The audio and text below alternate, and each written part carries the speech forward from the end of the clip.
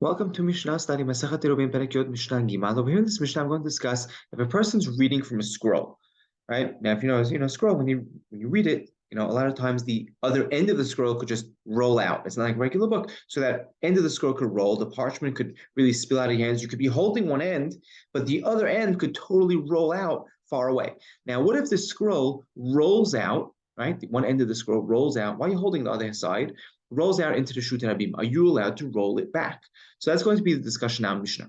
If a person's reading a scroll, right? A sefer over here, a book over here in their times was a scroll, and he's reading it on the uskupa, some type of threshold, a platform, up high. The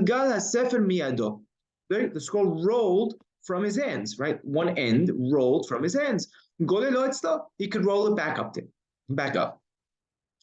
Now, right? Let's say, right, we're going to really define what we just explained. Let's say a person is reading on top of a rooftop. The scroll rose from his hands. Right? Until it reaches 10 tfachim off the ground, right? Up until 10 tfachim from the ground is Reshut Rabim. Above 10 tfachim is considered Makom Petur. So until it reaches 10 tfachim, it's still hanging in a makom petur. So what could he do? He could just roll it up to himself. Roll it up.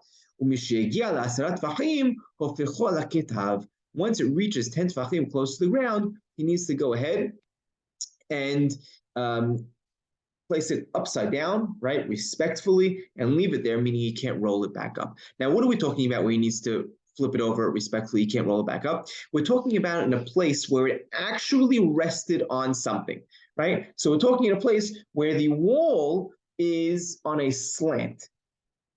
So he's sitting on the rooftop, right? He's sitting on the rooftop over here, and the wall is on a slant. So when it rolls down and it reaches within 10 tfachim of the ground, right? It's standing on something, right? It's sitting on something. So because it's sitting on this slanted wall within 10 tfachim of the ground, he can no longer bring it up, and he needs to flip it over. But if it's totally hanging in the air, that's not considered resting, and a person's allowed to roll it back up. Rabbi Yehuda